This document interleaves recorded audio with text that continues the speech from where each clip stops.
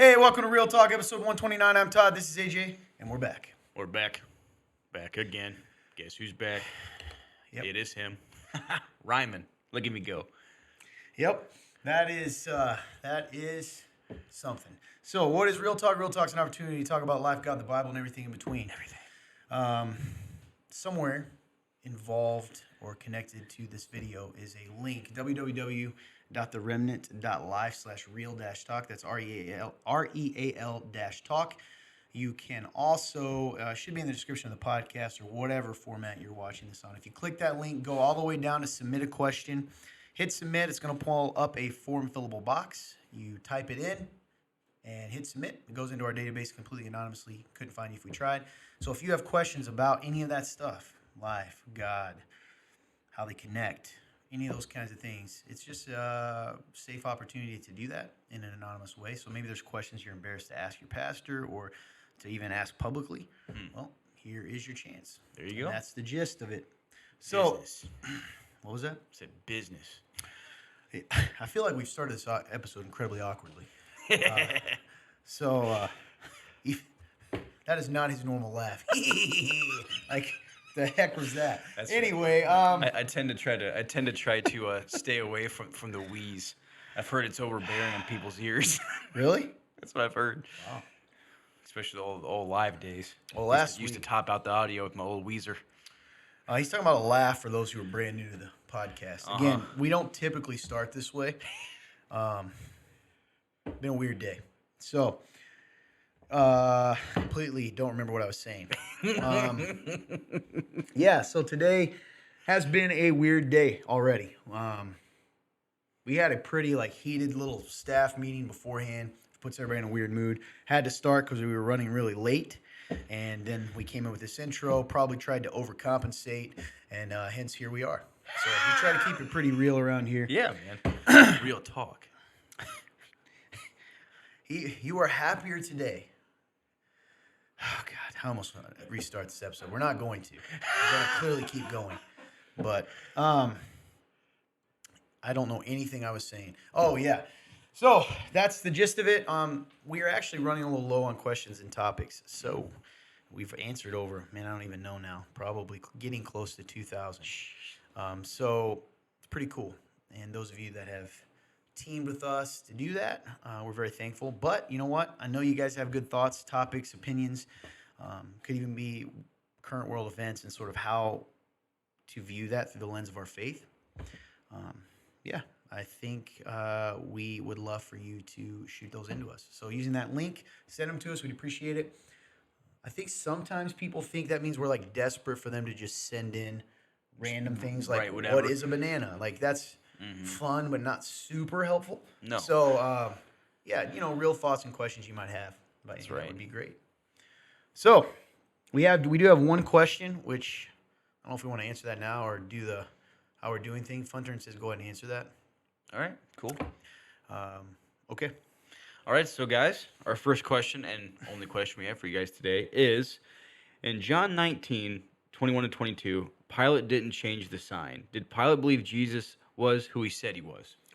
So what Pontius Pilate is the Roman official who the Jewish leaders, the Pharisees, Sadducees, all those people who were trying to drum up a charge to get Jesus out of the picture because they're threatened by him. They appealed to him and essentially said, among other things, that he was sort of was going to incite a rebellion type of thing, was all those kinds of things. That's the gist of the story. And there's this interesting interaction with Pontius Pilate because he literally says that Jesus is innocent. He says that this man has done nothing. And in fact, it's kind of an eerie story. Pontius Pilate's wife sends a message to him while he's trying to figure out what to do and says, don't do anything to this innocent man because I've had a dream about him. And she said it scared her. And Pontius Pilate, famously went before them and went before the crowd. And they had a tradition in which they would release one prisoner. And, hey, do you want to release Jesus or do you want to release this murderer? Rebel rouser, inciter, insurrectionist, and they chose the other guy, Barabbas. Mm.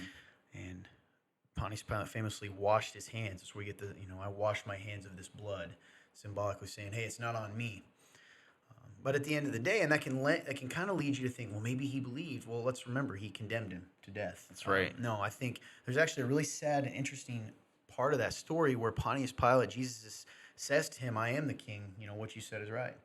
I'm the way, the truth, and the life. And then, incredible question from Pontius Pilate, and I think it was genuine. He says, what is truth?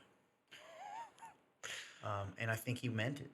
What is truth? And I think he didn't know what to do. So I do think on the one hand, he knew Jesus was guilty.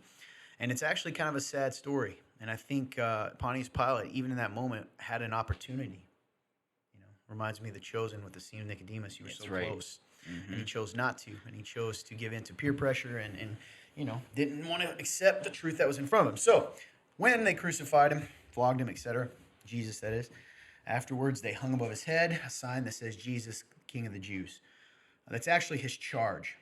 So really what that was, it did not mean he believed it. It was essentially why he's being crucified. Huh. So that was like, they might put above someone murder or whatever else. So, that was the reason that they did that. Man. Yeah, pretty powerful story, man. Pontius Pilate.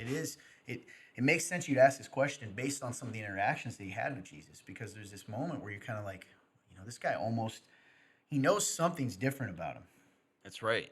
And even the dream, the opportunity of the Holy Spirit through the dream to say, hey, don't do this.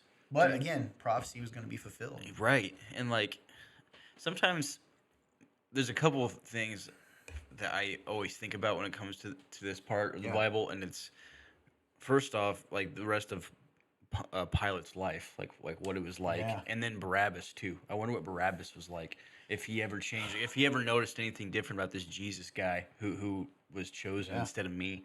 It makes you wonder if either their lives were changed from the interactions. And again, I don't even know if Jesus ever actually interacted with Barabbas. I don't know. I mean, not that we see. Yeah, we see. But even just, it makes me wonder though, if he ever actually thought about that situation. I was let go, or did he just go back to, the same kind of life? Exactly, the same kind of life, just doing what he did before. And it's just interesting. Did he end back up, and did they end up throwing him back in jail eventually because he just never changed, or very interesting. Those are two big things I always think about when I think about this story of the Bible. I think it's really interesting, man. I think because Pilate, similar to, like you said, very Nicodemus-like in the sense of the interactions, and this. I mean, he even said that this guy's done nothing wrong. Literally said that, and still gave it up to the crowd because he didn't want to be uncomfortable at that moment, and just like Nicodemus didn't want to leave. Makes you wonder, what was his life like after that? You actually had me going. Sorry, I was looking up what happened to Pilate, actually. Yeah. I am curious. Josephus and the Roman historian Tacitus later also appeared to have recorded that he was the one that ordered Jesus' crucifixion, so outside sources. Okay. According to Josephus, who's an ancient historian, Pilate was removed from office because he violently suppressed an armed Samaritan movement. They didn't particularly like that because it incites the Jewish people to get even more fired up, or the people to get more fired up. To revolt. People in general, yeah. Yeah. Didn't mean Jewish. And he was sent back to Rome by the legate of Syria to answer for this before Tiberius, though the emperor died before he arrived. Nothing is known about what happened after this. On the basis of a mention, the 2nd century pagan philosopher Celsus and Christian apologist Origen, most modern historians believe that Pilate simply retired after his dismissal. Modern historians have different assessments of Pilate as an effective ruler. Some believe he was particularly brutal and ineffective governor. Others argued that his long time in office meant he must have been reasonably competent. Interesting. There's also a legend. There's certain little sects of Christianity in which he is portrayed as a positive light and a martyr later on. Really? I have heard also, I had read this rumor before, but I wanted to look, that there was some that he had committed suicide. So, trying to go all the way down to the end here, see if I can find any, the most That's so wild, man. Yeah. And He was definitely removed from office. so that's for sure. And Caligula, the next emperor, would have been the one who handled his trial to see what happened. Caligula. It's unclear whether Caligula. It's unclear whether any hearing took place, as new emperors often dismissed. The only sure outcome we know was that when he went back to Rome, he was not reinstated as governor in Judea, either because the hearing went badly or because he didn't wish to return. Yeah. Others, blah, blah, blah. The church historian Eusebius, writing in the early 4th century, claims that the tradition stated that Pilate committed suicide after he was called to Rome due to the disgrace he was in. So, either way, we don't really know. Man. And then I've also heard there's a legend as well that his wife committed suicide after he did. So, but who knows? But sorry, interesting little side note man, to find out that what is happened. an interesting little side note. But he definitely was not governor anymore. There's a lot of just little there's a lot of things like that in the Bible where you just kind of if you let your mind do it just you think of that stuff because again it's real. Like this is like when you treat it like it's real, your mind tends to have those kind of questions. It's true, man. Like Pilate, literally, this is a guy who made such a huge decision in history, and we don't know anything about him after that. That's what makes the Bible so cool, man. Is that so much of it's been confirmed outside. We don't have to guess what happened to these people. It's interesting. It's crazy, or even and maybe you mentioned we mentioned Nicodemus, how his interactions were similar to Nicodemus. Yeah. And I don't remember. Again, I don't have the best memory, but So did Nicodemus? Just to let everyone know. yeah. So is there any other information on Nicodemus after Jesus leaves? Like he wants to go, he decides not to. And actually, I mean, he's mentioned again. That's in fact towards the end. See, that's what I thought, but I also didn't want to say I didn't want to confidently be like, yeah, man, because I wasn't sure. I couldn't remember if he was ever mentioned again, and what happened in his life and what he did. Yeah, he's the one who appeared after the crucifixion to give the embalming spices and assist Joseph of Arimathea in preparing the body of Jesus for burial. Which means, right. What does it probably mean, man? He ended up he was a believer, probably right by the end, which is incredible and awesome. Actually, just kind of gave me chills. Yeah. That's insane. Cool. I really like the way The Chosen. That guy does a good job. That whole story of Nicodemus, Yeah, man, it's powerful. And I knew he had something. I knew there was something different. I knew there was something more to him. Yeah. Gosh, that's crazy. Pretty cool. A lot of cool stuff, man. Yeah, and I've often wondered the same about Barabbas before, but there's no real thing about what happened to him. The thing, good speaker. I can't find anything about what happened to him. Yeah. So, that's the gist of it, guys. Great question. Thank you for asking. See how your one little question led us down a rabbit trail of Nicodemus and Barabbas and Pilate and all kinds of things. So thank you so much, for real. That was a great question. Yeah, I loved it. Moving forward, we do have a topic that I think we're pretty excited to talk about today. And it's weird because this is something that's continued to pop up for us over the past couple months. In fact, we mentioned some of this months ago. We'll try to keep it all connected with you guys, but I want you to understand, for those of you that are like, oh, it's just another episode. This is going to be a good one. I believe that. And you'll want to stick around for our discussion. But before that, we'll catch you up a little bit on how we're doing. We'll try to keep it brief-ish. AJ, my friend, my brother, how is life treating you? What are you learning along the journey towards becoming who God has made you to be in life on the highway?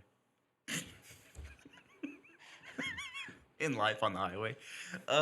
First off, before I go into how I'm doing and how I am doing on the life down the highway, I just wanted to say that when you were talking a second ago and you did your little mopey thing you do when you're making fun of people and myself and yourself, it made me, because you said another one, and it made me think of another one. DJ Khaled. I knew it as soon as the way you said it. Yeah. And it made me think of Mopey, a so Mopey hip. Khaled. As like a character? Another one. DJ Khaled. Yeah. Well, All I do is whine. I don't no know. matter what. I don't know how we got here, man. Me either, man. But that's Welcome just to my the mind. show. Yep. Hey, I'm with you. So, anyways, I just had to get that out of the way because it was in the forefront of my mind. I feel like I need to explain what I just did too. Okay. The podcast people, you're not going to care, and I didn't need to tell you. But those that watch on the video, I just grimaced in agonizing pain. You may have seen me do it several times. I'm having another back week where my back's hurting again, which is unfortunate because this evening we have our conditioning. That's right. We got to run. So that's it. Nothing weird going on. I don't randomly make those faces except last week in the episode. Anyway, moving forward. So, how you doing on the highway of life? On the highway of life, kind of referencing what you said earlier. We kind of had a little heated little meeting. Not really. Now, keep for people to know. It doesn't mean we were like mad at each other. Not like mad or anything. That's not what we mean. It was just, I guess we should say it was just very passionate. That's a good way to put it. That's what's so cool about this place. Gosh, I'm just full of side notes today. Me too, man. That's what the show's about. Yes. So, listen, guys, real quick, just to preface here, people who are passionate, it doesn't mean they're angry. It just shows how much they care and how much they love God and how much they love each other. So, that's one thing that's so cool about this place. The Remnant is, we're just full of a bunch of passionate people. And so when we get into, conversations, sometimes it can seem like we're angry. We're not. So, a little side note. Yeah, that's fair. So yeah, I just wanted to start off by referencing this conversation. It's life, man. Life is a highway when you really think about it. And I'm taking something that's funny and I'm making it serious. Nice. And the reason why it is a highway is because you got two options in life, man. You can either put on your blinders and just keep looking ahead. He's coming. And that can just result in being stagnant. It can result in you not having a faith that's on fire. It can result in depression. It can result in so much stuff. So that's one option. The other option is when you're on that highway is to take in what is passed by, and what I mean by that is actually grasping that on this journey, look at how beautiful it is. I think about even just the actual now, like using the visual of being on a highway on a long trip. You can either sleep, or you can be mopey that you have 10 hours on a drive, or you can take in everything around you and realize how beautiful it is. And similar to the Christian journey, I think I am so often putting those blinders on as soon as I wake up, man, every day. Thoughts just screaming at me, 1,000 of them. And before you know it, you've made one mistake, and then you make another, then you make another, and then before you know it, you're snowballed into a day that's just chaos. And that can feel like every other day for me. And it's funny because when you think about it, it all goes back to what are you doing in the moments when you make a mistake? Are you just kind of passing it off and putting the blinders back on? Or are you throwing those blinders aside and going, gosh dang it, let me take this in? Because even in the midst of mistakes, man, there's beauty in it because you can learn, you can apply, you can move forward, and be better. And sometimes all it takes is even just a little, just a tiny switch of a mindset. Sometimes, and you said this in that talk we had. What's the difference between, well, I just got to be better, and I'm going to be better. When. And this is me talking to a mirror, but I'm also talking to anybody who's watching or listening. When are you gonna make that decision? Because I know you have similar thoughts. We're human. When are you going to say, I'm going to do this, not I need to or I should? Yeah, because it's almost you're sabotaging yourself. Yes. Because you're it's almost in a way saying I don't know if I can, but I should. Yep. Right? That's good. That's a good way to put it. And it makes me think, like, what is it going to take then? What is it going to take for you to wake up? And that's talking to myself. What is it going to take for me to finally take those blinders off, which I do sometimes, but actually just leave them there, keep them, throw them away. How, what is it going to take? What has to happen for me to go, okay, I am going to be better, instead of, well, I should be, or I gotta, what is it going to take? And so that's something I'm pondering, what has to happen? It's scary to think about, because one thing I struggle with is I struggle to take action. I've kind of noticed this. I genuinely believe in my heart I want to be the best person I can be, and I want to be, and in my faith, being a Christian, I want to be like Jesus, and I believe that with my heart, and I love Jesus, and I know him. I know Jesus, I do. And I know what he's done for me, and I know how much he's changed me. Even in what I've done now, up to this point of my life, he's changed me so much. I'm a completely different person, and it's such a miracle, man. And it's powerful. But in the midst of that, you know, what is it going to take? It's almost like levels in a video game. Like the the larger the level, the more difficult it becomes. There's more stuff in the way. There's more stuff that you have to overcome. Like how many levels is it going to take for me to finally go, okay, what's happening here? Why am I saying I should be better instead of I'm going to be better? Yeah. So that's kind of what I'm pondering. But it's cool, man, because old AJ, and this is how I know I've changed. I'm confident in this, is that old AJ would take this conversation and wouldn't want anything to do with it. He would probably think that he's being honorable by disregarding it and not causing anything, no trouble, or even wanting to invest in it. Just kind of, I'll just stay in my own little lane over here and not care, you know, but act like I do, so people, I don't hurt people. New AJ, the real me, knows that there's all point behind all this. Whether that's from, you know, your guys' perspective, you guys love me, or, I know God's trying to teach me something. There is something to this. This isn't just pointless. There is a reason why this happened. There's a reason why I have, there's a reason why we had this conversation today.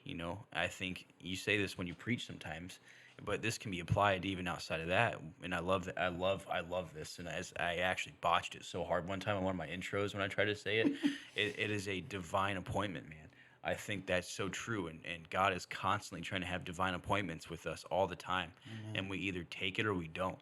And, that meeting we had, I want to take it as a divine appointment, man. And I really I want to grow, and I'm going to grow, and I'm going to be better. I know that.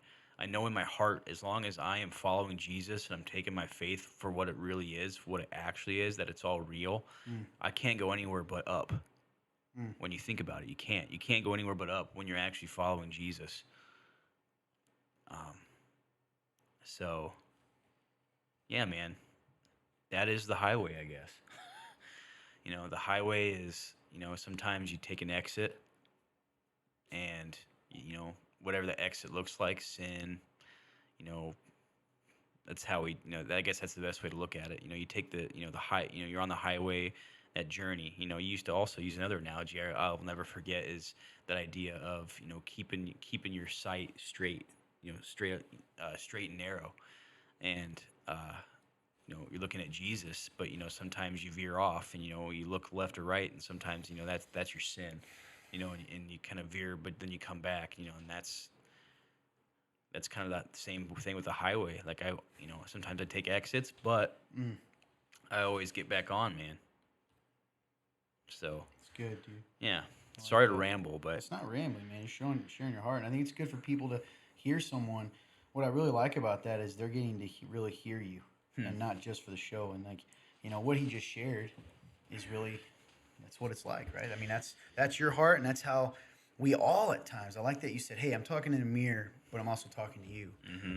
And because we do think that. That's And right. you know what, man? The idea of even letting ourselves think or process why we do what we do or what we're going to do is so rare because we're always, you even say this about yourself, Yeah. we're always on the, On the, on the go. that's right. Always. Yeah, man. And when you're always on the go, man, it's just such it sucks because when you're on the go, even if you're being productive, you're getting stuff done, man, but it just loses all substance. It loses it. You forget why you're doing the things you're doing, and eventually that catches up with you. You can sit there and you can be running a marathon, but man, if you forget why you're running the marathon, you're gonna want to stop. Like, and I don't know, man. You're right. Like, we just got to slow down, man, for all those people out there and, that are like me, that are, anxious and trying to constantly catch up or you feel like you just have to constantly try to catch up in life. Like, man, slow down, take steps. Like, sometimes it's better to walk than run, Mm-hmm. you It's know? good, man. Sometimes you can run into a trap when in all reality, if you just would have walked, you would have saw it and walked around it instead of just falling into it. Like, so I don't know, man. Just very, very contemplative and just very, I'm not even sad. It's just like it was a good dose of reality. Like, this is who I act out as, and it's not me. And what am I gonna do? Am I going to let this just be another time that passes, or am I going to go, okay, this was a divine appointment, man. It's time to take a step here. It's time to say I'm going to, not I should. Mm. So, yeah. Pretty powerful, man. For real. But other than that, I'm good. I don't think I have anything else really. I think that's the big thing because that honestly that applies to everything. Like, there's probably other like small things I could say, but that's just the overall theme of my highway. I think it was good. Thank you. You got something fun, Turn? I thought it was awesome. It's a great reminder. I wrote down I was gonna put that as a Pause. Is your mic on? yes. Okay. It is. Moving on. Nice. For those of you that don't know, this happens a lot where just randomly either I will forget to turn on my mic or I will not unmute myself, and then I just yell across the studio because I'm loud, which is terrible. But I called this the shift. And I was going to make this into a quick clip, and just the idea that this is a shift. And even I wrote down for like later, but it came to mind. It's you did a sermon called like the 10 degrees. Mm-hmm. And that reminds me a lot of this, which you should. 1 degree. Yeah, 1 degree. Oh, the 1 degree. 1 the degree. Yep. Even less. Even less. The 1 degree. And honestly, also people who are listening, go to our website and check out. That sermon was great. There's also a bunch of other sermons on there that are awesome. You should go check them out. But it reminds me a lot of that sermon and how so little can change so much. And it's just a small shift. That's right. It's good, man. Thank you. Toddy, how you doing, man? How is the highway of life for you? I'm doing okay, man. I think I shared this last week, trying to choose to, live out of who I am and not who I sometimes think I'm supposed to be. And that sounds all mysterious or hokey, but it's the truth. If I tend to, what I've noticed is when I don't live out of who I am, okay. So let's easy example. A leader. I'm in a position to lead. I've always said a title does not make a leader. That's right. Truth. So for a long time, but I'm in a position now in which, that is accepted by a group of people, or I'm in a role in which I'm having to lead a pretty consistent basis in some capacity. Man. And I even struggle to say lead because it's so popular. Everybody wants to be a leader, Everybody wants to be a leader. Like we've talked about in our at our church, changing our leadership class named a servant class and seeing if the same amount of people sign up, because that is what leadership is. Biblical definition of it is what I view it as. So what I do is when I tend to live out of what people expect me to be, what I think they expect me to be, I end up being this caricature and I'm not happy, and I'm not excited, and I get frustrated easier. And so I shared this last week. Go check out last week's episode. I know a lot of you missed it because it came out later. Yeah. But it talks more about that and just living out of my joy and choosing to, choosing to do that. So that's been cool. With that, though, has come tangibly, we talked about this briefly too, is me. I think a lot of times people have a tendency to, I'm going to put this in a way, poetic way, because I like words.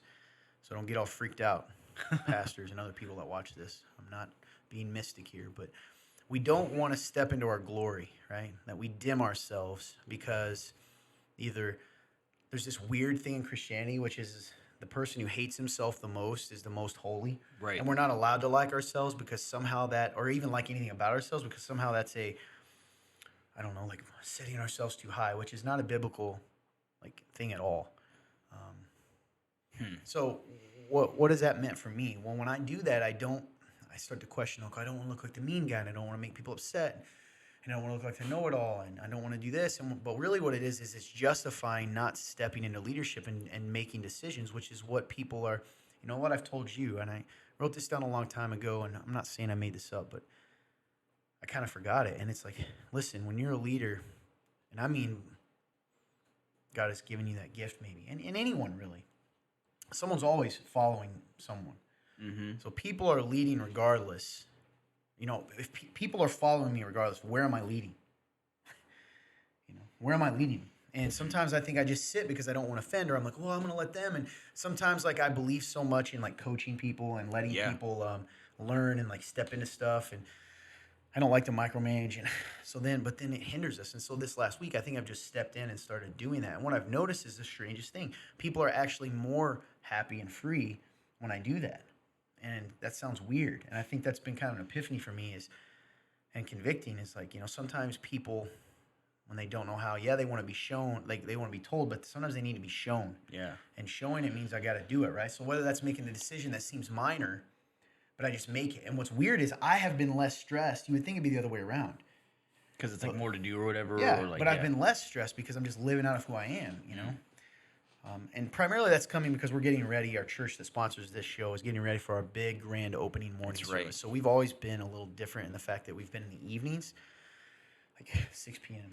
on a Sunday. And we grew, man, and God has blessed us. But we decided to move, right, to the mornings, 11 a.m. specifically, in order to, just reach more people and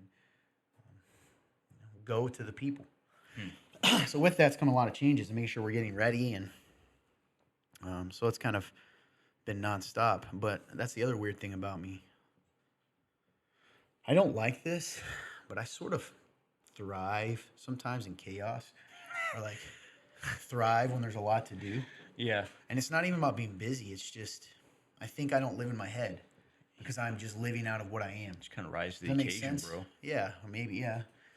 And it's the weirdest thing. So that's been neat for me to see, both, and convicting, because I think I haven't served people because sometimes serving people is making those decisions.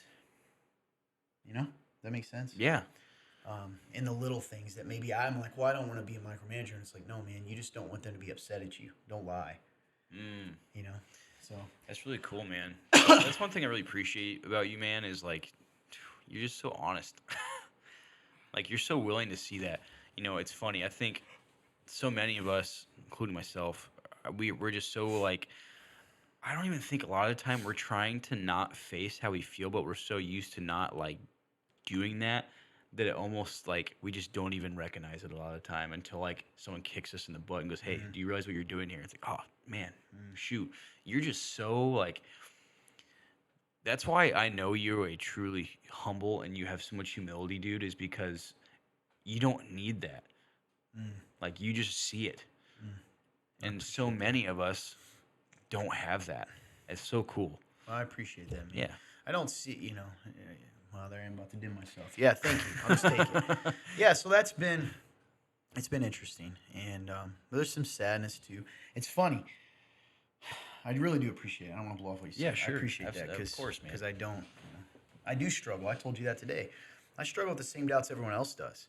I don't see in the mirror, whether that's symbolically or whether it's literally what other people tell me they see. Mm. And so sometimes and what I was sharing with you guys is I, daily face the decision of, okay, I don't feel good enough, worthy enough, qualified enough to do what I am called, what I'm doing. Well, in that moment, I have two options. I either accept and trust what God sees clearly, or I trust what I see. And in the moment, like, it doesn't seem that way because it seems so like, no, it's very humble. If I choose not to live out of what he tells me I am, even though I don't feel that way, I'm setting myself above him, right? As though I'm the judge, and that's crazy because we don't think about that in Christianity because it's become such a weird little like badge of honor to see who hates themselves the most. Yeah, it's really sad, actually. It's really sad. Yeah, it is. I'm honestly, if I'm being honest, like I'm guilty of that No, myself. I mean we all are. Yeah. But that's what needs to change. Yes. It's God. Jesus does not have this expectation of hating ourselves. In fact, even the scripture says, let no one think too highly of himself, right? But in humility, let himself put the needs of others above his own. Like, it's not about, they just stop after that first part. Let no one think highly of himself. No, he's saying don't let yourself become the main focus to the point that you're not able to love other people. And there's a thin line there, man. Well, there isn't. It's actually not, but we make it this ugly thing, which leads me to what we're going to talk today in a minute, and kind of the last thing about how I'm feeling. So this is going to be weird. I don't even know if you've connected this. So we had a talk with a friend of ours, Luke. If you're watching, shout out to you, buddy. Love you, dude.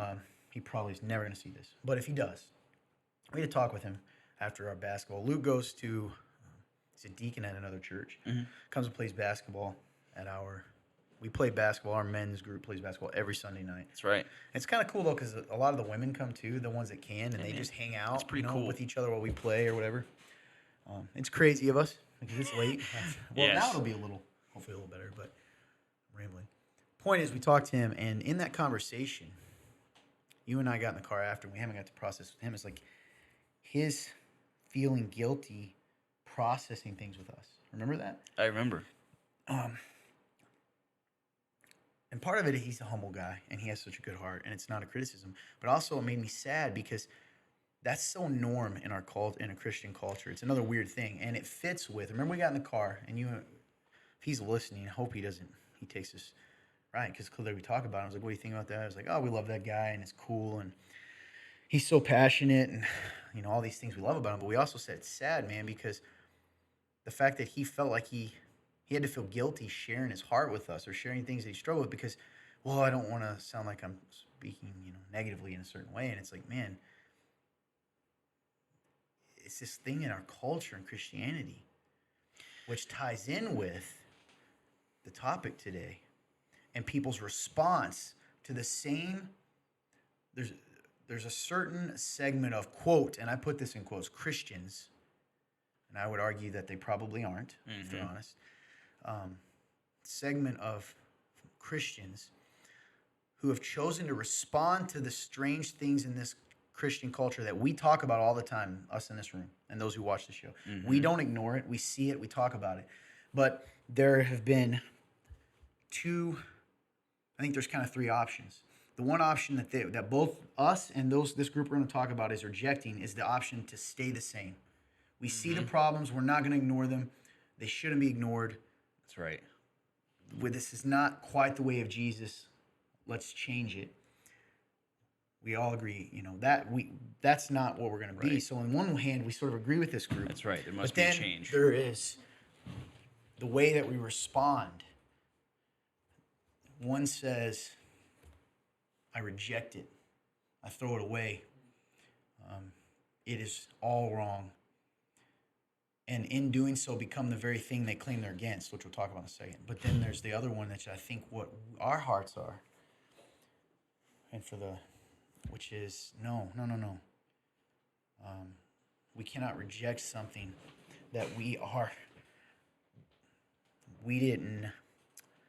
don't get to choose to be a part of. Once we're in Christ, we are a part of the body. You cannot reject the body just because you don't like the foot.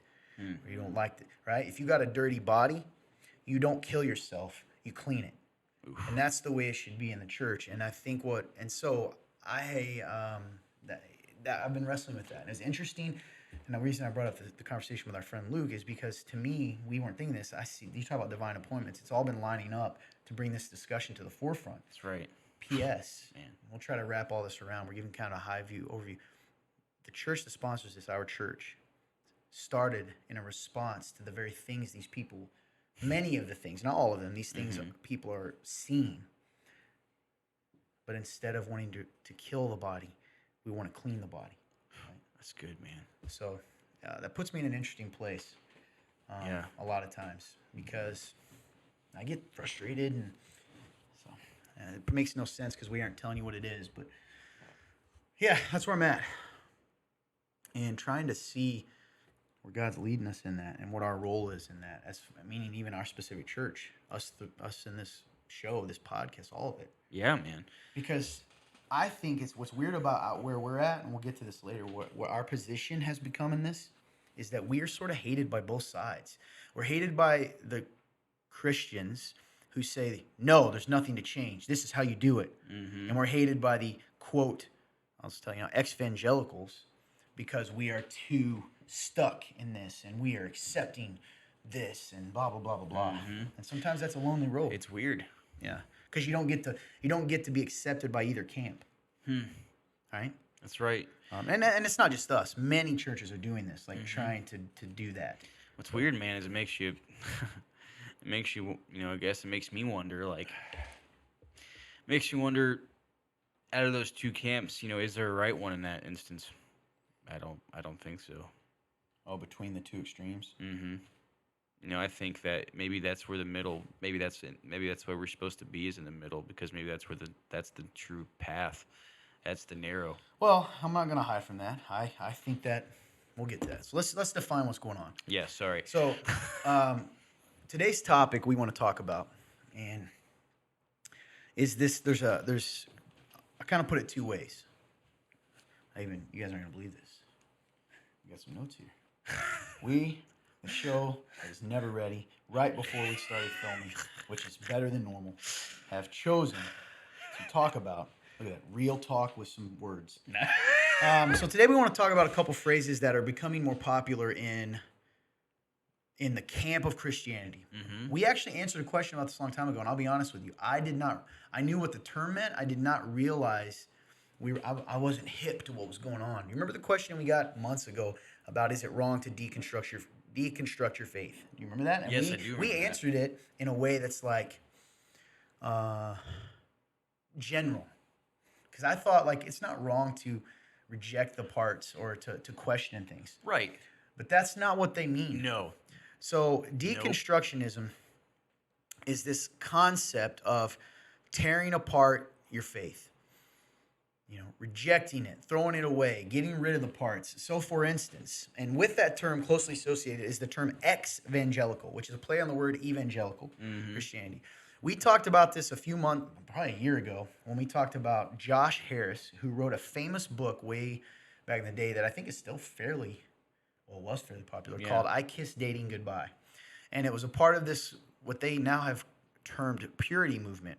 The concept of the book was, this guy was a pastor at the time, a youth pastor. He's like, hey, Christians shouldn't date, right? Date around. You should look to kind of a different way to approach relationships. Yeah. And courting, sort of. And it became very popular. It's a big deal. Well, last year he essentially said, I am no longer a Christian in the ways that you look, right? He calls him, I don't even remember what he called himself, but he's in the same concept. Got a divorce. Said, I done a ton of harm to people. I'm sorry. And just all this crazy stuff, in my opinion, crazy, in the sense of completely different than anything he's ever said. Yeah, Okay? man. So started there. We talked a few months later, and that's what I mean by God kind of putting this stuff together. So a few months after that, we discussed briefly, it might have even been the same talk, actually, about Josh Harris, which is, I believe it's Kevin Max from DC Talk, who said, I am no longer a Christian. I'm an exvangelical. That's or right. Something to the effect of that. P.S. I have some quotes that he defines himself. I don't know if I should do that now, or I'll kind of explain the road we're on. Okay. and help. And Fun Turn, tell us if we're losing people or if this is still following a train of thought here. Mm-hmm. Stick around, guys. I promise you this will be worthwhile. Okay?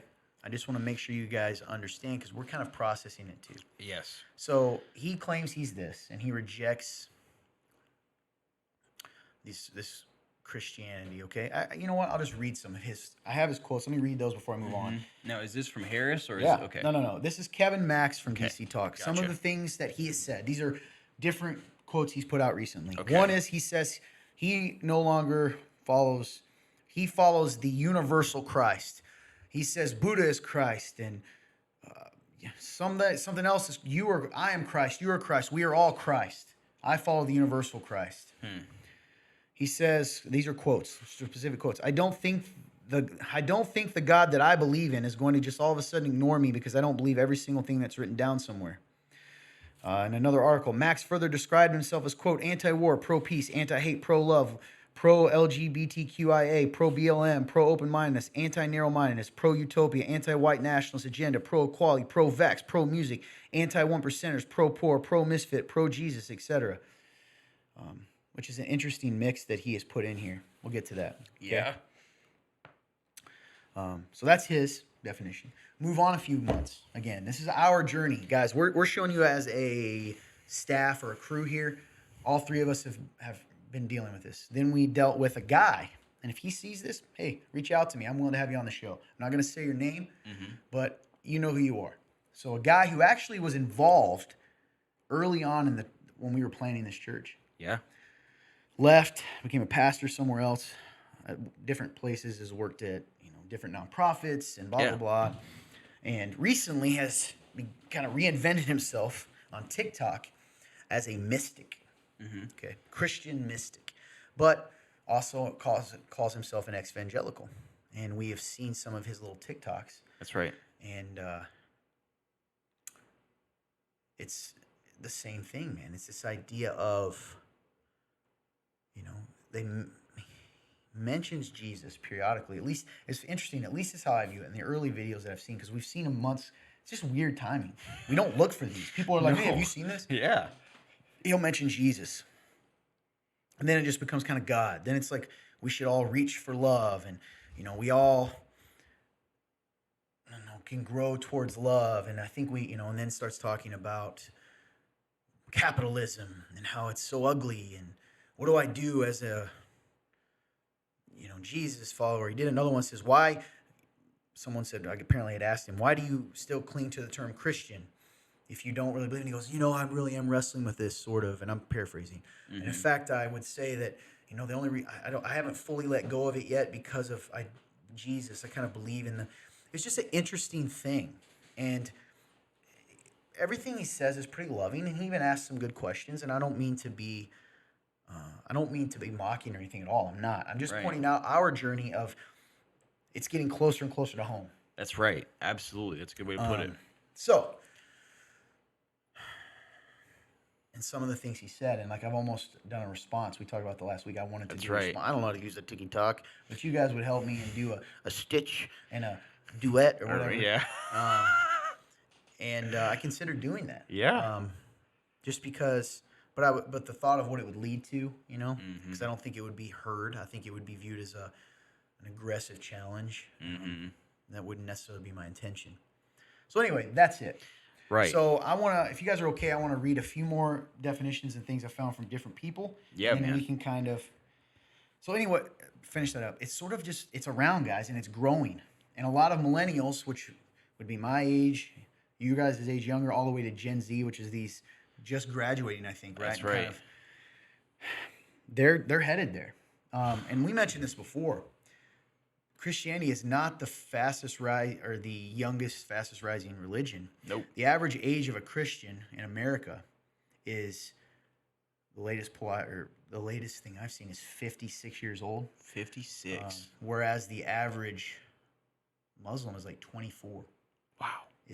Which is intriguing, right? And that's interesting. And that's just one example. And the fact that the age discrepancy, and we all know that the church today recognizes they're losing young people, and I think a big part of that is that what we said, we all, and I can admit it, you and I weren't raised in the church. Nope. Fun Turn was, to a degree.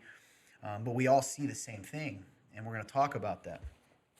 But it's the response to it. What's the appropriate response to the flaws in the American church? What are the appropriate responses to the flaws and the ways that the culture that American Christianity has created?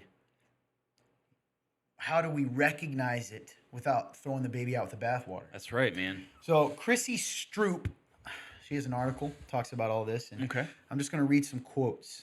Guys, I'm sorry to talk so much, but I think I need to set this up. You're doing a great job. So, thank you. She says, ex-evangelicals are not rebranded Christians. Many of us are not Christians at all. This is the first time I've at least heard this. We are a group that consists of progressive Christians. Now, interesting, she separates Christians and progressive Christians. Right. Weird. People who have joined other religions, agnostics, and atheists, some of whom are quite vocal as atheists. She goes on to say, like it or not, this is her statement, conservative evangelicism is a threat to democracy. Many of us evangelicals were explicitly, quote, trained up to dismantle American democracy, end quote. We went through Christian schooling or Christian ideological homeschooling in the decades in which these forms of, quote, alternative education took off, and thus found ourselves subjected to a massive experiment in social engineering as we were indoctrinated and mobilized to, quote, take back America for Christ, end quote. Our Christianity was the culture wars, and I like to call those of us to whom this description applies, hashtag Generation Culture Wars. She goes on to mention some crazy, in her view, evangelicals or people who are doing these wild things. For instance, some pastor who claims to be an evangelical in Florida burned a Quran. Mm-hmm. You know, how they're calling all Muslims terrorists. You know, that's what evangelicals. And she goes up to say, because another Christian came out and said, hey, that was just a guy who claimed that. He doesn't get to speak for everyone. And she wouldn't accept that. And her quote was, maybe there aren't many evangelicals lining up to burn Qurans in public, but does that mean evangelicals, as a rule, are not Islamophobic? Islamophobic. Yeah. And the rest of it tends to be very anti-Trump. They would argue that evangelicalism is synonymous with white, conservative, Republican nationalism, and that isn't Christ, and we reject that. And, you know, mixed with the church has hurt us, mixed with the shame culture, mixed with all, you know, the hiding and the fake blah, blah, blah. And that's the gist. And so they're saying we are done with that. And so at least she was honest to say, in the ex-evangelical movement are people who would call themselves, quote, progressive Christians all the way down to atheists. Okay. So that is setting up the term, deconstructionism, ex-evangelical. Another term I've read that's more of the sociological term is post-evangelical movement. The post-evangelical movement. What is the evangelical movement? So it's important to note that. So evangelical church, our church would be evangelical. Originally, it's church, any Protestant church almost would be. So they are the ones who believe in salvation by faith alone, through grace alone, by faith in Jesus Christ, that we have a mission to go out and spread the gospel. That's right. And, you know, we view that as the only, like, well, that's Christianity. And I've talked to you guys before. There are churches out there that are not evangelical. They don't believe that they need to, like, go and tell people, you know, et cetera. So that's pretty much what evangelicalism, the movement itself. It's just, you know, that's sort of the norm, and at least the Midwest as well, right? I mean, right. That's what we're all kind of raised in. So they lump all that into this term evangelical. It's all just a lot. Yeah. And I'm sure that's overwhelming to you guys listening, but I think it's important for us to put it out there. So they, in my mind, they can call it what they want. They are essentially, let's just call evangelicalism, in their mind, synonymous with Christianity. Quote, modern Christianity. You know, so when they're rejecting that. So I don't know. What are your guys' thoughts? I have a lot. I have some thoughts. But that's kind of the gist, because I think we need to give everyone in this room, a proverbial room, those watching at home, the Pod Squad, Book Nook, what this all means, and that this is really happening. And maybe you find yourself in that camp. I hope it is. I hope you're one of those people out there saying, that's me. I'm an ex-evangelical, because, one, I love you. Jesus loves you. But I think that you are, I'm just going to set this up right away. I think I think you're mistaken in your response. I agree. So you said it's a lot. That's interesting. Yeah. It's just when I think about when I think about a movement that has the the opinion that this woman has, and again, it's funny, man, because I try to think, okay, is she more of an extremist in this sort of situation, or is this truly what the entire movement's about, right? I think about that, but Well, there universal is Christ. exactly, man. I was gonna say, you go and you see all these others who have they're saying the same things, have the same mindset, and I go, okay, the fact that they are willing to say these things is so just it honestly blows my mind. Sometimes it leaves me speechless. I don't even know what to say sometimes, because I think about even just with the example of the guy burning the what is it, the Quran, Quran. Yes, I want to make sure I enunciated that correctly. Burning the Quran, and for her to say that this applies to everybody that claims to be evangelical is honestly so irrational on so many levels. It's unbelievable. I could turn around if I wanted to, and because this lady, I could say, well, you know, because somebody that is of your race and your belief, well, they beat up a black person. Well, you're racist. I could just turn around. I could do it. But then Sure. they go, why? How do they defend themselves? Well, this is what I stand up for. Like, it's just, I don't get it.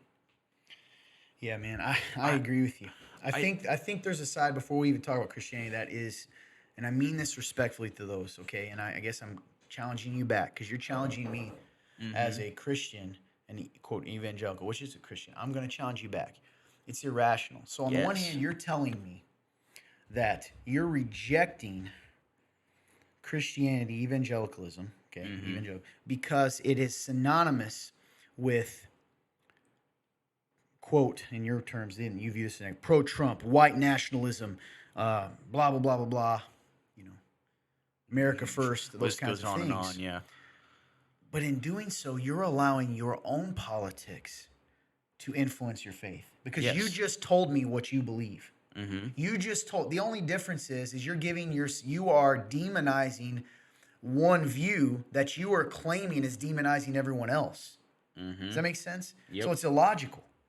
You are doing the same thing you are accusing evangelicals of doing. You Yes. are politicizing your faith. Yep. It is a direct contradiction, man. So that's my personal opinion, and that's a frustration because it makes no sense, right? Because especially that's the worst argument to me. Some of their criticisms of the church, I agree with. And we'll get to that in a second. But I like that you said that because it is irrational. And Very. think about what you're doing. You're doing you say you stand for love and inclusion, right? We'll talk about in a second that Right. just because the gospel is not all inclusive in the sense that people can choose not to accept the call does not mean that the offer is not all inclusive. That's so good. All, Amen, dude. For God so loved the world that he gave his only son, that those who might put their faith in him, right, would have everlasting life. For God did not send his son into the world to condemn the world, but that the world might be saved through him. The world, everyone. Man. And, I think sometimes what you're showing in these moments is you never truly followed Christ. You followed the false Jesus. We've talked about this many times. In fact, the same thing you're probably alluding to. You followed the rags and puppet Jesus. That's right. The made-up version of him that you've been sold to by many churches in this country, and we're in agreement about that. A Jesus that is not the Jesus of the Bible, but is held to be. But the difference is that in rejecting your false Jesus, your false idol, you have rejected the true God. Because you have, instead of using that and saying, no, something's wrong, I look at this and that's not him. I don't even think you do that. You just say, this is bad, which it is, and you throw away this stick figure and you say there must never have been a real one. Or He stands for love and peace and all these things that make you comfortable. Yep. When the truth is, there is a true Christ. And what you should do when you throw that away is not to walk away from Christ, but to strip away the layers of filth and the layers of masks and the puppets and find the true Jesus Christ of the Bible. Because he is not the things you claim. No. And yet you're including him, and you're saying you're not. Like some of you, at least that lady was like, Chrissy Stroop was willing to be honest and say, yeah, it's not all Christian. We call them that. Although you say progressive Christian is different than Christian. Right, that's so weird. Instead of, I don't know, I guess if I'm going to be as honest as they are, because they're very blunt, I think it's the coward's way out, even if it were possible, because you are saying, instead of change it, I reject it. Because which one's easier, to walk away or to stay in and clean the house? That's right, man. And which one's easier? So That's I don't good. know if this is making sense to people that may not, but I mean, listen, man, some of the things we can agree with. We've talked about this a lot. We read in the Bible that we are to confess our sins to each other and we'll be healed, that we are to love and to forgive. And do I see that in the overarching culture of the church? No, there's not a... In popular American church today, is there freedom to confess sins? Sure, they tell you that. But what happens if oh, that's really nice of you. Now let's go ahead and punish you and make sure that you'll never do it again. That's right. When that's not in the Bible. Dealing with, do I think that shaming people, letting people live in fear, making a fake culture in which no one can share their struggles or their flaws or their sins even that they wrestle with. And that's why we don't have victory over it, because we don't do what God told us to do. Instead of confessing our sins and you will be healed, which is what the scripture says, as you pray for each other and hold each other accountable and walk it out, it becomes confess your sins so that you can be shamed into not doing it again, which in turn makes everyone hide. So, I mean, I see all of that. I see the hypocrisy. I see the strange competition between church to church. I see the hate. I see, walking away from people when they're in ugly situations because you want this fake carbon copy, gross, I don't know, man. I just view it as these Stepford wives. Everybody's wearing the same creepy plastic masks. That's what you want because that's what you think the world's going to respond to. This whitewashed, I don't mean that racially. I mean clean, perfect image that no one believes because it's fake and everyone sees it. It's 2D. You put a 2D picture of a perfect church in front of what's behind it and act like the world can't see it. Instead, what Jesus said is, I will boast all the more in my weaknesses. Right? Paul says this about Jesus. I know I am a sinner in the worst of these. I know I'm not perfect. But I will boast all the more because even someone like me can be saved and used and loved and changed. That should give hope to the world. And instead I get it. I see it. You can hear it in my voice. I'm frustrated with you. I'm frustrated that our church has been hated by other churches in this community and pastors. That I've been told by a pastor who didn't have the guts to say it to me, but to a woman that I love dearly in our church who is married to a brother of mine. That church takes grace too far. Are you kidding me? When you read in Romans 6 or 5, where it says, chapter 5, where sin abounds, grace abounds all the more. For if death came through the one man, how much more will life come through the one man, right? Death through Adam, life through Christ. Of course that's ugly and gross and sick. Of course it's ugly to tell someone that, your faith in Christ saves you, but you better keep up the good act or you'll lose it. That's all disgusting. And I agree with you. But the answer is not walking away from the church. And I say that as someone who lived his first 6, 7, maybe 10. I became saved at 7 years, or 6, 7. I became saved at 17. But I wasn't in church, and I didn't go to church, and I loved Jesus, and I was one of those people that was so hurt by the church and what I saw. And I still get mad, even in the conversation with our friend Luke, and I hope he doesn't, I'm not, the hurt that he goes through and his because of just ridiculous stuff. Yeah, man. But you can't. So I'm with you, my friend who is an exvangelical, my friend who is a mystic. I'm with you in that. Your response is wrong. And instead of finding the truth, you have went, as the word says, to find teachers who tell you what your itching ears want to hear. And most of the time, you've become your own teacher. Isn't that funny? They become their own teacher. The best teacher for them is themselves. That they then paint the word universal Christ and paint the word, love on, because it makes you feel comfortable. Man, so I don't know, man. So we see the problems. All that to talk about. I kind of ranted there, but the answer is not to reject Christ, because the truth is, all this is done. You're not an exvangelical. You were never a Christian. That's right. You only have two options. And you can get mad at me because we'll look at the Bible. That's why the importance of the Bible. Because the truth is, eat both sides. If the, quote, evangelical culture that you're rejecting would only follow the Bible and allow for imperfections and failures among people, but not the Word of God and not God, we wouldn't have this culture.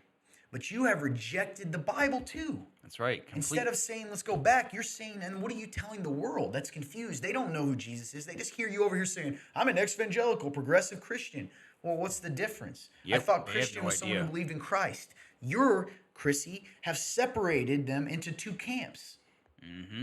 How, and you're going to say you're freeing them from what? So my frustration towards them is I have love for their personal hurts that have led them there. But I have, I'm going to say a righteous fury, I guess, towards the confusion that you're bringing to the lost. Yes, man. That's just adding more Those chains, are not the man. only two options. And you have been blinded by your hurt. And there's only two options. You are either prodigal and you'll come home someday, and I hope you do soon because he loves you. He loves you. Or you were never a believer. Nope, never. And again, you can paint anything you want with love and inclusion and BLM and anti-LG blah, blah, blah, blah. That doesn't change that you've created something ugly, because anything not based on the foundation of Christ is ugly. That's right. At the end of the day, it will be ugly, right? Jesus says the things that aren't built out of what's right will burn away like hay. And the only thing in our lives that matters is going to be the gold, the things that really matter. You know what I'm saying? Does that make sense? Yeah, man. So that's, I could rant more, but and it's so deceptive, because even that quote I told you where he says, I'm anti, let's look at this list for a second. Yeah, that was extensive. Because isn't it interesting that this is what I see someone mixing truth. He's implying that real Christ is all these things, right? And that's not true. And by doing so, he's mixing some truth with some lies. So, for instance, anti-hate. Yeah, Jesus is anti-hate. Pro-peace. Jesus is pro-peace. Anti-war. Jesus is anti-war. Pro-love. Yeah, Jesus is pro-love. Pro-LGBTQIA. No. No. Pro-loving them. Loves them. Absolutely. Condoning sin. That's not what Jesus is, but you've mixed that up, right? Because it sounds good, because what you've done, it makes me mad, is you've let there only be two options. I either have to tell you that that God is okay with the way you're living when it's not good for you because he only does good, or I hate you. Yep. That is what you're telling me. That's the only I'm either options you've pro you, which even that, I'm pro you, which that's not true. Pro means I have to agree with you, or I hate you. Yeah. Either pro you or anti you, which is insane. Kevin, that's irresponsible, man. You're never going to see this DC talk guy. That's irresponsible. What else? Pro BLM. I don't think he'd be pro BLM in what it's become. Sure, if you mean the idea that races are equal, yes.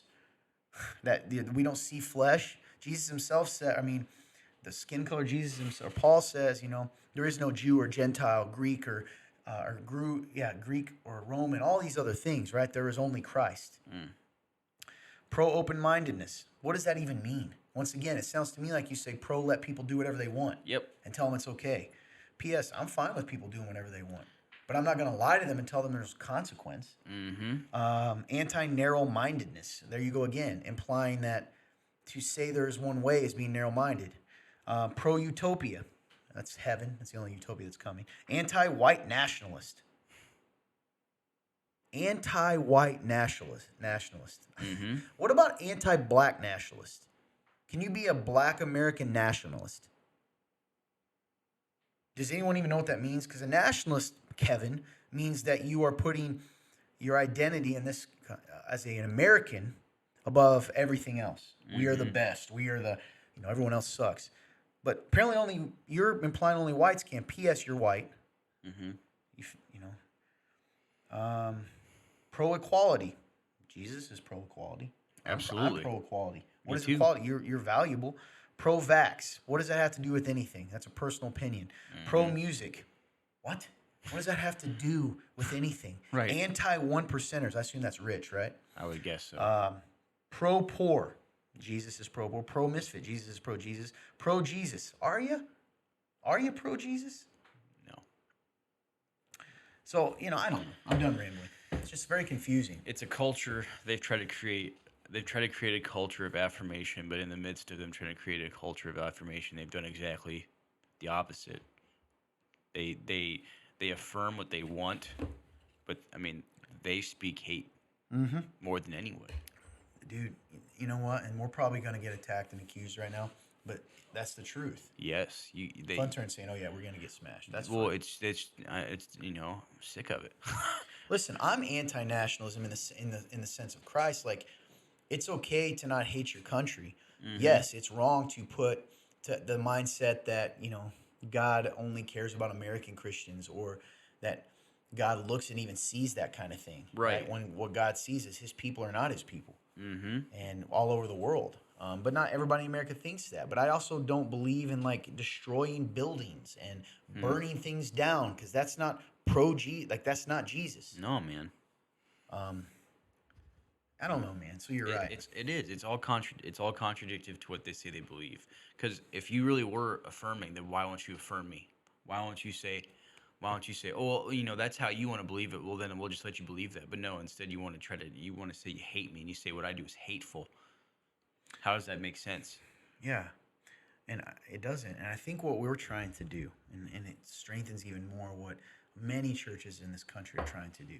There are churches doing this, because I do think there's a problem. I agree with you, brother, even Exvangelical out there. I agree with you that there are problems in the overall culture of the American church. Yes. When you have, it's going down, but what's 1.60 some percent of Americans say they're Christian, we clearly know that's not true. Right. But that's not the answer. The answer, if you really want truth, is not to reject the truth and create your own. And you would say, they're going to say they are doing that. They're saying they're deconstructing, which, P.S., that's why I said it kind of positive. I think it's okay to do that. We're doing that right now. To take a look at it. Yes, when we talk about like, hey, you should be able to confess things and not have to worry about punishment all the time. We should take care of the poor. We should not make it a social club. Like all those things, I agree with you. Right. Right? We're in agreement on that. And it's okay to deconstruct and say, I'm not going to do that, or I'm going to live different, but that's not what you're really doing. You're destroying to rebuild something like in your own image. Yes. Really, right? I mean, that's what it feels You're like. just taking things that you don't agree with and throwing them out and still saying you're following the same religion, which is so. It's not. Yeah. It's so dumb. That's why I appreciate Chrissy, though she's still confusing, but just saying, no, what you really mean is anti-church. And I get it. I get the frustration towards the church today. We've said it many times. People accuse me of hating the church. I don't hate it. I'm a part of the body. That's right. I hate the dirty parts. I hate the parts of us that don't match what Christ has told us to do collectively. That's right. But I also realize this. It's made up of broken people who have probably only been taught, and one way, and it's the real truth. The tragedy here is the biblical illiteracy among Christians, meaning they don't know what the Bible says. So if one person or one even denomination tells you that's what it says, they just believe it. Mm-hmm. The answer is not That's right. to throw it away. It's to say, let's go and read what it says. But there's fear in that, because you do, right? You don't get, the reason I will kind of agree with them again is you don't get the freedom to question. You don't get the freedom to say, well, do you think it has to be that way? Mm-hmm. Because a lot of churches will say, get out. That's right. Which right? is You're it's not allowed to do that, which is wrong too. It is wrong, 100%. So maybe some of them went that way because they weren't allowed to question it any other place. You know, there are probably some Christ followers that call themselves exvangelical, and if you're one of those people, and you say, "I believe in Jesus Christ, that He is the Lord and was raised from the dead, and is the one and only Son of God who died for my sins," and you've put yourself in that camp because you weren't allowed to question, then you are my true brother or sister, and I tell you, don't leave. Come help us. That's right. Come home. Come help us clean our house. Help us clean the body, and wherever that is, whether it's us or whether you find one, there are churches out there that are doing it and pursuing it right. Go join them and walk it out, and let's change the culture. Right? Let's not confuse a world that is already so confused Yes. by using terms like progressive Christianity. There's only Christianity. That's right, man. It Period. doesn't exist. Just like there's no conservative Christianity. No. There is Christianity. That's right. I don't know. I know I probably rambled. We probably didn't get, and we're probably only going to be heard by the people that are enraged at us. Yeah. But Honestly, man, I don't know, dude. It's just ridiculous. But yes, you're right. Like, there is only Christianity. It's all it is. You can't slap progressive in front of it. It's not real. It's not. It's not how it works. You can't sit here and call yourself a Christian and say, but the Bible isn't real. It doesn't. Yeah. This doesn't matter. It's not how it works. It's irrational. It's sad. You know, and I hurt for them. I hurt for some of the ones who have been hurt. Yeah. I don't hurt for the Joshua, what I think his name's Josh Harris, who, after railing against the capitalistic nature of the church, right, decides to teach a class on deconstructing your faith. It only costs the cheap price of $275 per person. And then, but he came out after getting a lot of backlash and said, "You're right. I handled that poorly. I should think of a different way to prop up other people." Weird, man. Weird.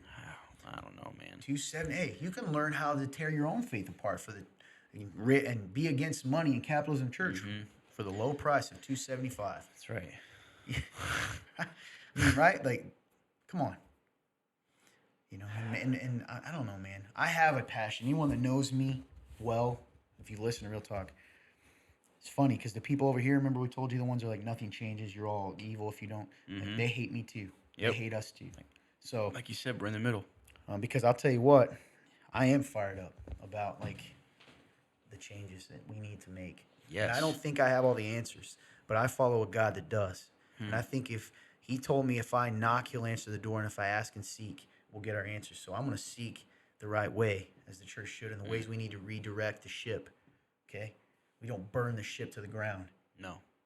That's irrelevant. I mean, it's irrational, excuse me. But I do hurt for them because I think a lot of them probably were hurt. Yeah. And, but again, I would say the same thing. Either you're a hurt believer who's, probably doing some foolish things out of it, and we love you, and like you probably were in the wrong place, and I'm sorry that happened to you, genuinely. Those of you that are in that camp because you've just been so hurt, and you didn't feel like you were kind of told that if you don't believe in that culture that we all see as negative, that you're not a Christian. And so the reason you rejected it is because it's like, well, I'm not that, and I can't in all honesty say I'm what you're telling me that definition is. But I'm not that. I'm not a Christian in that definition, right? Nope. I'm a Christian, the biblical one, and I think you are too, which is what? That we have put our faith in the one and only Son of God who died for our sins and who, through His death and resurrection, has enabled us to be empowered to live a life that's better, imperfect, but better, and that we are promised eternity.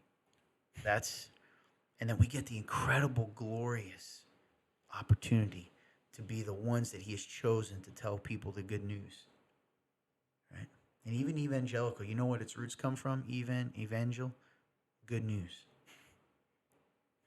So, don't let the flawed nature of man and false leaders and weird culture, because there's still believers in this place, the one that says, no, don't dare question. There's Christians in that camp. Paul had to go challenge Peter, man. That's right. And please hear me, I don't think I or you or Fun Term would ever say we think we're perfect or have all the answers. Not We even don't. close. Man, I don't know, man. be careful. Yes, be careful. It's just, I don't know, it's sad. So the People aren't searching for truth, man. They're just searching for comfort. That's all they want. That's true. That's a really good way to put it. Yeah. Anyway. Yeah. There it is. What do you guys think? Are there any ex-evangelicals, hopefully, that don't hate us anymore? At least, like, we're open to a discussion. I even thought about this earlier before we filmed while I was using the restroom where I do a lot of my thinking about whether we should invite that guy on here if he wants to come and talk. Could, yeah. Just see where he's at. He's local. He might be willing. Yeah. Fun turns like, ooh, what do you think about that? You think that's crazy to consider? Yeah, he's like, yeah. It's not like we have to put it up if it goes disastrous. But anyway, if you're an ex-evangelical that's a fan of the show, hopefully you realize that in a weird way, we've tried to be a place to get the answers for the confusion that you felt before you go there. Yes. So if you're out there and you're like, man, I'm in that process of, quote, deconstructing my faith. I've heard about it. It's been in my mind, or ex-evangelical. And sometimes I wonder, what are the things you struggle with in the church culture today? What's the things that's making you go, I feel like I can't have Jesus and not have this part that's bad or ugly. What are your thoughts on this? We really want to know, guys. Yes. I really, truly want to know. And if you are one of those people we mentioned, and I mean this genuinely, even though I got heated about the topic, I love you, and we're more than willing to talk with you. Shoot us a message on our page or use the link at www.theremnant.live/real-talk with your contact info, and we'll call you and we'll set something up, man. That's right. We'll talk. We'll sit down and talk with you. So would love to hear your heart. That's all I got. It's good, man. I rambled a ton today, guys. I'm so sorry. It was good stuff, man. I don't think it was rambling, man. I think it was Holy Spirit. Yeah, I don't. Is there anything else we wanted to? Not really. Hey, we'll be going in the morning if you're local. That's right. Our church will. What do you got? Anything left to say? Fun turn. Join us this Sunday at 11 a.m. for our grand opening morning service. Come on down, and afterwards we're going to be having lunch as well as just for some business stuff for the Real Talk show. If you haven't left us, oh boy, I can't speak. If you haven't left us a review on Apple Podcasts or any of your podcasts, whatever you're listening to this on, please leave us a review as well as a 5-star rating. If you don't want to leave us a 5-star rating, please don't leave us a review. He's right. It's okay. You can say anything on the review. You can say that you like peanut butter and jelly sandwiches. I like peanut butter and jelly sandwiches. Just go ahead and help us out because it really helps us on the business end of things and helps us reach people like you on the other end of this podcast. That's all I got. Cool. Thanks, buddy. Love you. Appreciate you. You got Love anything? you, man. Yes, if you guys are watching from Facebook, please make sure you do a like and share this video and leave a comment. And just, man, this is a good episode today, guys. A lot to dig into, a lot to listen. So please take it seriously if you're listening. Really, especially if you go here, to the Remnant that sponsors this show. Really dig into, just where you're at with this because it's a pretty big thing. And like we said earlier, I mean, it's on the rise. It's happening. Like you said, it's getting closer and closer to home. So really dig into this and, just take it serious. If you're watching from YouTube, go ahead and hit the subscribe button if you haven't already and hit the notification bell. You will see our post every time we post, and you'll be one of the first people to get to see it. If you're watching from Rumble, go ahead and give us a rumble. I'm putting the thing back in there now. Here we go. Let's see, anything else? I think that's it, man. I love you guys. Thank you so much for supporting the show. Thank you so much for watching or listening. It means the world. If it wasn't for your guys' questions, we wouldn't be able to do this, or your topics, whatever you guys decide to leave us. And if you weren't to support it, we wouldn't have a show to do. So appreciate you guys. You've increased my faith just by listening and watching. So I love you guys. Love you too. Thanks so much, brother. Nice job today. Fun turn. Great job. I got to blow that again. I missed it. All right. Love you, dude. Appreciate you guys so much. You know the deal. The link's open all the time, 24/7, 365, www.theremnant.live/real-talk. If you're watching on Facebook, one thing I would mention is go to the church if you want to help us too. That sponsors it. You see this video, and go like our page so more people see it. That's right. Last but not least, listen. We need your help. Would you consider donating, especially if you don't go to this church? Guys, I know everybody asks you for money. I used to be the same way. Like, I hear something like, hey, they want our money. Look at us. We're not living the high life. Would you consider even a $1 or $5 donation? You can do that right now at www.theremnant.life/give. There's a drop-down box. If you go down to Real Talk, it'll go directly into this show. That's right. Appreciate it if it's blessed you anyway. Other than that, we love you guys so much. Hope you have a great day, and God bless you.